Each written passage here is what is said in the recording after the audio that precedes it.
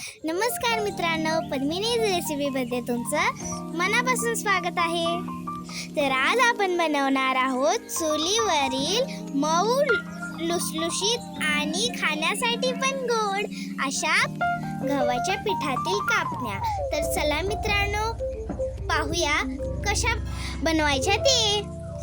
मित्रांनो, त्यासाठी आपल्याला लागणार आहे 2 कप गव्हाचं पीठ, अर्धी वाटी गूळ आणि अर्धी वाटी बेसन.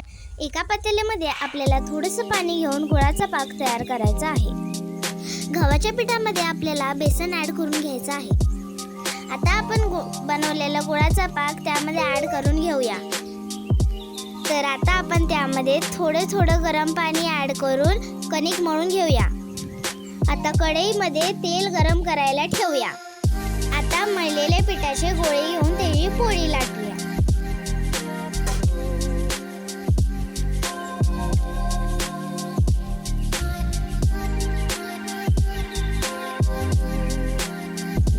तर आता आपण पोळीला कापण्यांच्या शेपमध्ये कट करून घेऊया.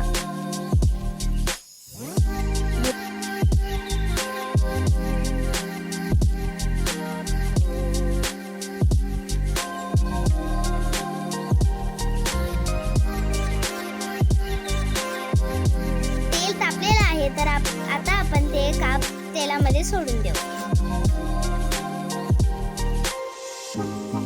थोडासा लाल कलर येईपर्यंत आपण त्यांना तळून घेऊ. जास्त तळायचं नाही, नाहीतर ते करपतील.